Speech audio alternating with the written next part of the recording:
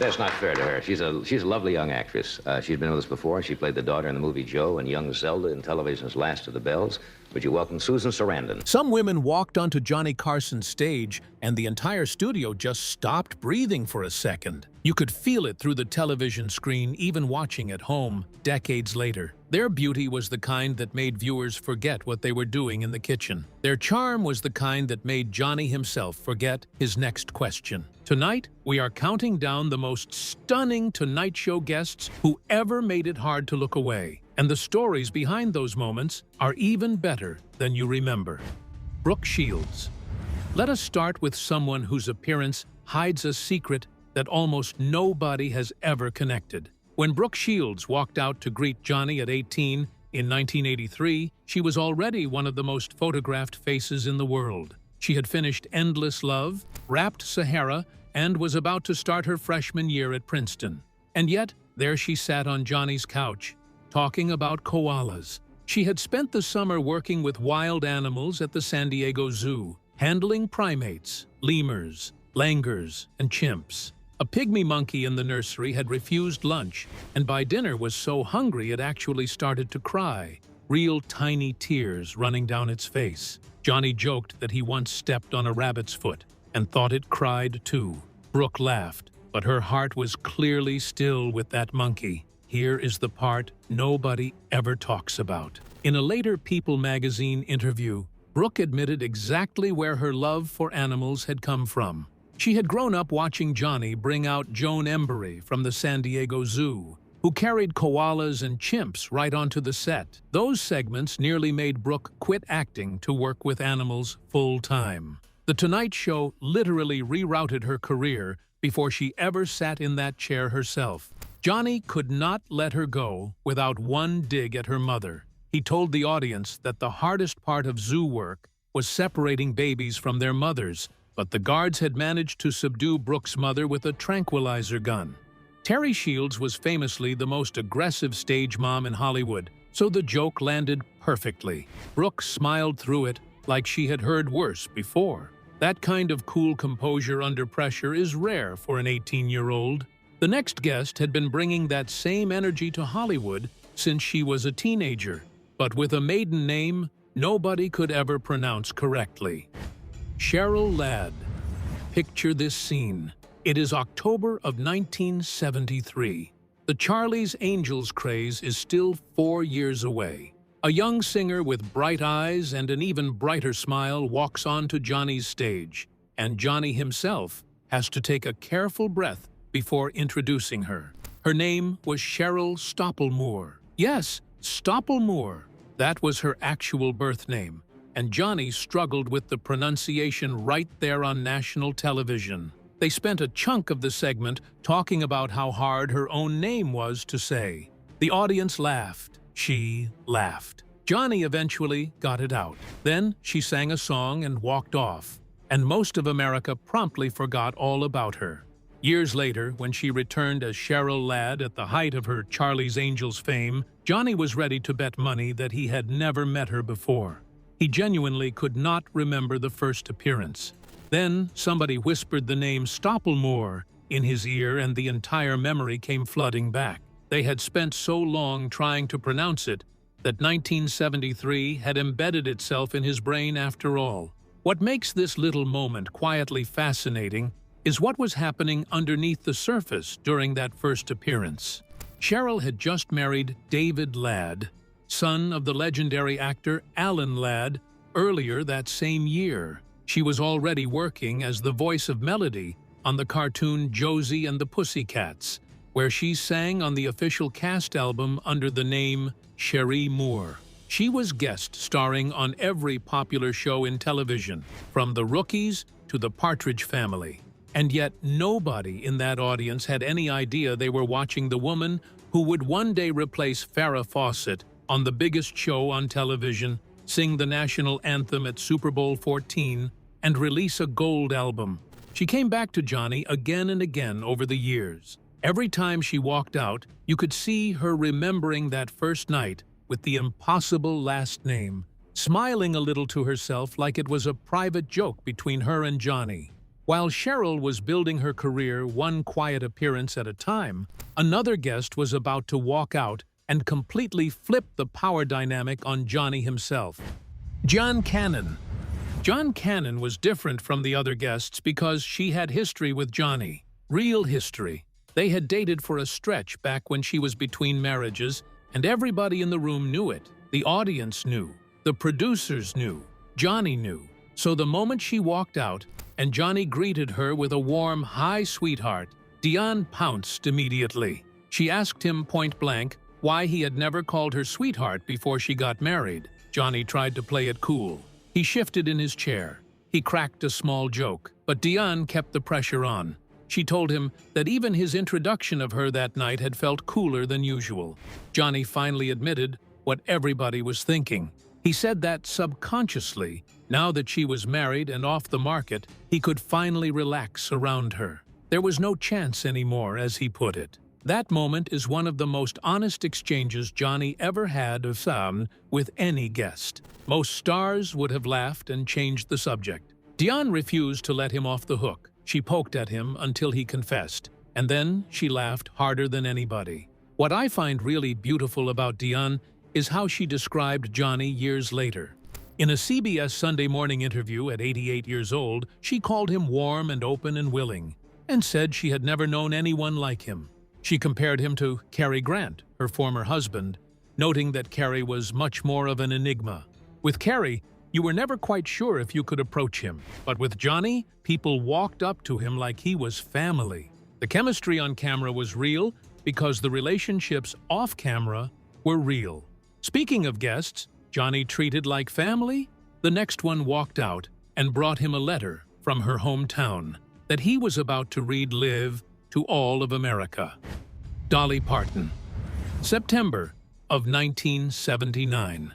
Dolly Parton walked onto Johnny's stage and immediately started gushing about how excited she had been for an entire month to do the show. She said it felt like they were great friends, even though she really only knew Johnny from the panel and from one tiny little moment when he had popped by her dressing room to say hello while she was putting on a petticoat. The audience laughed. Johnny smiled. And then she pulled out the letter. It was real mail. Real city government mail from the officials of Sevierville, Tennessee. Mayor Gary Wade had signed it. Vice Mayor Carl Hatcher had signed it. Alderman Luther Gilbert had signed it. The letter formally invited Johnny to attend the upcoming dedication of the Dolly Parton Parkway, a brand new stretch of road named in her honor. The city of Sevierville had sent the letter strategically, knowing Dolly was scheduled to appear. They wanted free national exposure for their little Tennessee town, and Dolly delivered. Johnny read every single name out loud to millions of viewers. Then he made the joke nobody saw coming. He said he would love to see that parkway, especially the off-ramp. Dolly laughed so hard she almost fell out of her chair. The audience exploded. And then Dolly did something only Dolly Parton would ever think to do. She closed out her segment by singing an original song she had written specifically for that moment, called "I Never Really Made It Till the Johnny Carson Show." She wrote a song about Johnny and performed it live on his show. That is the kind of move that only somebody completely confident in her own gifts would ever pull off. She walked onto Johnny's couch on the verge of becoming the biggest entertainer in the world, and she used her time to make her hometown famous and make Johnny blush. The next guest also made Johnny blush, but for a completely different reason. She brought up something he had been trying to live down for years. Jane Fonda. This appearance is wild. On September 15th of 1989, Jane Fonda sat down with Johnny and decided to bring up one of the most famous Tonight Show rumors in American television history. She told Johnny that her son had recently asked her about a story he had heard. The story went that Zsa Zsa Gabor had once come on the show with a cat in her lap and asked Johnny if he wanted to pet her cat, using language that was a little more loaded than the words pet and cat would suggest on their own. The supposed punchline involved Johnny telling her he would love to if she would remove the cat first. Here is what is actually true about that rumor. The exchange never happened. Carson denied it. Zsa denied it. No tape has ever surfaced because the moment never aired, and NBC standards in that era would have never allowed language like that on a network broadcast. And yet millions of viewers across America genuinely believe they remember watching it happen with their own eyes. So there sat Jane Fonda, calmly asking Johnny about a moment that lived only in the collective imagination of the country. Johnny had to deny it again, on camera, to her face, in front of his own audience. It is one of the only times on record that Johnny had to debunk a rumor about his own show while sitting at his own desk. While Jane was busy disarming Johnny with questions, the next guest had been disarming him for years by simply showing up and being herself. Goldie Hawn. When Goldie Hawn walked out in 1975 promoting the smash hit Shampoo, she was wearing something so slinky that Johnny could not help bringing it up almost immediately. She admitted she had spent time that very day debating whether to wear something more provocative or something less provocative. Johnny said she could not really wear much less than what she was already wearing. The audience laughed. Goldie laughed. Then Johnny pulled out a memory that would unlock one of her best ever stories. He remembered that Goldie used to be a go-go dancer in New York City. Most people assumed she had worked at the famous Peppermint Lounge, the legendary Manhattan club where the twist had been invented.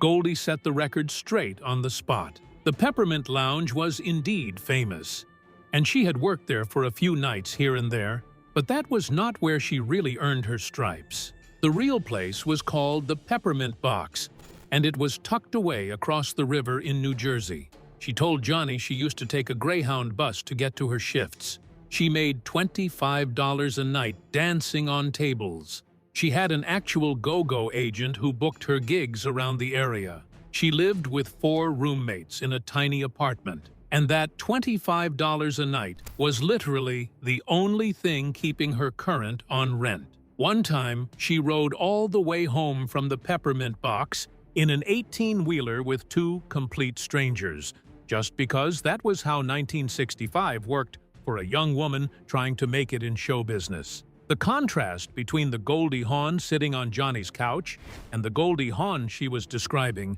is what makes this appearance so unforgettable. She was promoting one of the highest-grossing films of 1975, sitting at the center of American culture and telling stories about hitchhiking home with truck drivers 10 years earlier. That gap between past and present is exactly what made her sparkle on camera. The next guest had been making appearances effortless for so long that she became the most prolific female guest in the history of the show. Terry Garr. Terry Garr appeared on The Tonight Show with Johnny Carson 42 times between 1977 and 1992. After she passed away in 2024, Letterman's longtime producer, Robert Morton, called her the sweetheart of late night and said every guy in the late-night business was madly in love with her. The appearance most fans remember is one of her final ones, just a couple weeks before Johnny ended his 30-year run. She walked out limping, with her ankle visibly bandaged and a large brace on her knee. She took the knee brace off before sitting down because she did not want the audience to see it. Johnny noticed everything anyway. He asked her what had happened.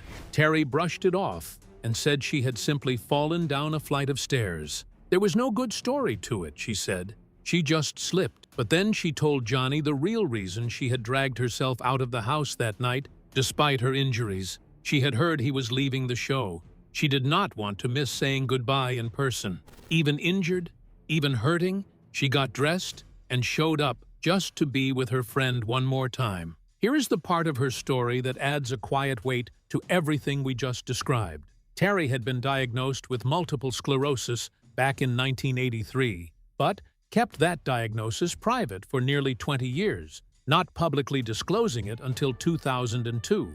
So when she sat on Johnny's couch and casually said she fell down the stairs, some of us, looking back, cannot help wondering what she might have actually been living with that nobody around her could see. The courage it took to keep showing up, keep making Johnny laugh, keep delivering bits while quietly battling something nobody knew about, is the kind of grace you rarely see on television anymore. That courage to simply show up is one form of strength. The next guest had to fight an entirely different kind of battle just to be in the room at all.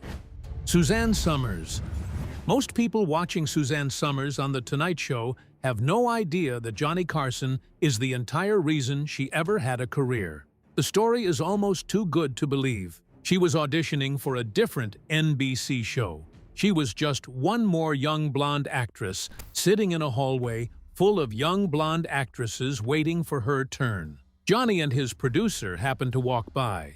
They noticed her and started chatting. Johnny asked her what she did for a living. She told him she wrote poetry. He invited her to come read her poems on The Tonight Show. She accepted. She read. Then he invited her back, and back, and back again. NBC paid her $320 per appearance, which was enough money to keep her afloat during one of the most difficult financial stretches of her young life. When she sat with Johnny on the appearance most people remember best, she mentioned that working with Dom DeLuise had been the nicest experience of her career, calling him a lovely man.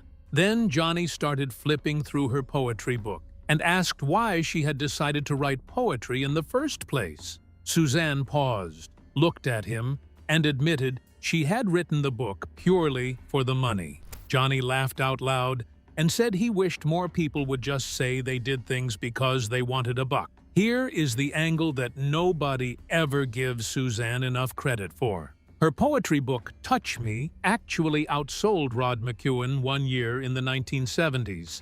And those Tonight Show poetry readings led directly to the ABC executive, who eventually cast her in Three's Company. Without Johnny noticing her in that hallway by accident, there is no Chrissy Snow. There is no Three's Company sensation. There is none of it. That story always sticks with me because it shows how one chance encounter can change an entire person's life. The next guest also walked in unsure of herself, but for a completely different reason. Michelle Pfeiffer. Watching Michelle Pfeiffer's early Tonight Show appearances is honestly a little surreal because you can see the legend before the legend had formed. She told Johnny about her very first meetings with Hollywood agents back when she had absolutely no money for acting school, no money for headshots, no money for anything at all. She refused to sign any of the long-term contracts they kept pushing on her. She did one test photo shoot with somebody she described as a very nice man. She admitted right there on the air that looking back on it all, she had been incredibly naive and could have been taken advantage of in a dozen different ways. Johnny's response is what makes the whole exchange perfect. He looked at her with that classic deadpan expression and said, "Tonight may be the first time." The audience cracked up. Michelle cracked up. It was one of those moments where you could tell she was still brand new to the late-night machine, but smart enough to roll with whatever Johnny threw at her. The hidden context behind that appearance makes everything she said even more meaningful. Michelle had just come out of Grease 2, which had been such a notorious flop that her career nearly ended before it really began. Nobody in town wanted to hire her. Then producer Martin Bregman personally insisted she be allowed to read for the role of Elvira Hancock in Scarface. She got the role. Her entire life changed. So when she sat on Johnny's couch and admitted she had refused to sign contracts back when she was just starting out, that was not insecurity talking. That was the earliest visible glimpse of the exact instinct that would end up protecting her entire career for the next 40 years. That tiny 5-minute segment was actually the public debut of how Michelle Pfeiffer was going to survive Hollywood on her own terms. The next guest also survived Hollywood on her own terms, but the press had been underestimating her for almost a decade by the time she finally walked out to talk with Johnny. Susan Sarandon. In April of 1981, Susan Sarandon walked out to promote Atlantic City, the role that would eventually earn her the very first of her many Academy Award nominations. She was 34 years old at the time. The entire industry had spent the previous decade underestimating her, and this Tonight Show appearance was her quiet moment to remind everybody she was a real actress with real range. What made her segment hit so differently was the man sitting next to her on the couch. Albert Brooks was there that night, promoting his own film Modern Romance. So when Johnny turned to Susan and playfully asked whether he and Albert just did not understand the female mind very well, the joke landed perfectly. Susan smiled. She told Johnny that she actually thought it was better that way. Keeping men confused in mystery was probably what kept the whole world spinning.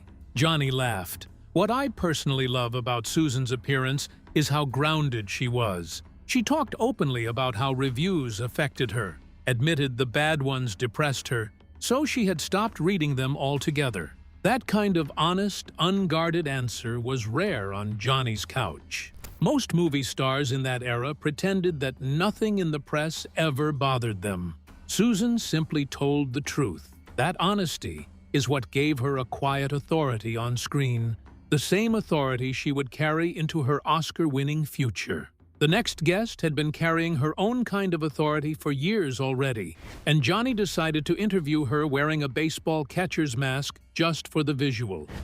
Joan Collins.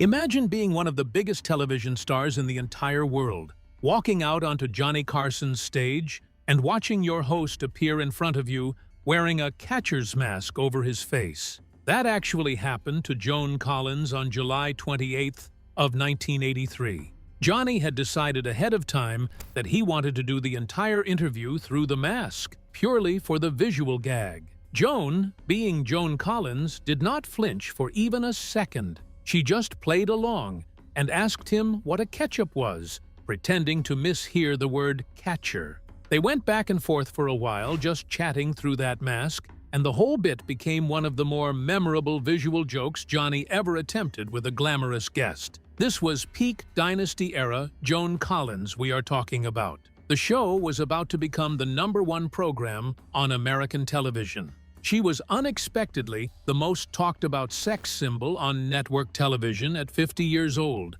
which was almost unheard of in that era. Playboy was already lining up her famous shoot for the December issue of that same year. Nobody else on television had her exact energy. She managed to be theatrical without ever crossing into silly. She was glamorous without ever being precious about it. And here is the part of that episode that gives me chills. That very same broadcast featured an 11-year-old peace activist named Samantha Smith, who had just returned from meeting Soviet leader Yuri Andropov in Moscow as part of her famous letter-writing campaign. 2 years later, Samantha would tragically die in a small plane crash at the age of 13. Joan would go on to keep playing Alexis Carrington for years to come. That combination of glamour and history on one couch is exactly what made The Tonight Show matter the way it did. The next guest also brought a different kind of substance to that couch. Her career had quietly opened doors that nobody before her had ever been able to crack. Diane Carroll.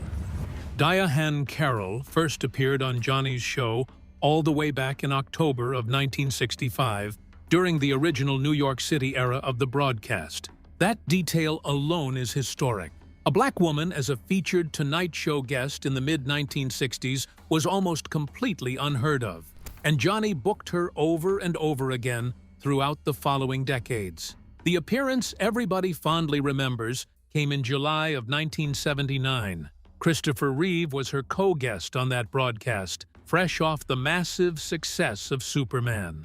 Diane walked out in something she casually called her performing outfit, and Johnny started teasing her about it not being everyday wear. She admitted that she did not actually like wearing jeans at all, which surprised most people in the audience. Then she dropped the line that completely caught Johnny off guard. She said what she was really most comfortable wearing around her house was a little bikini. She delivered it completely deadpan, with that elegant stage actress poise, never cracking so much as a smile. Johnny lost his composure for a beat, glancing at the audience as if searching for somewhere to hide.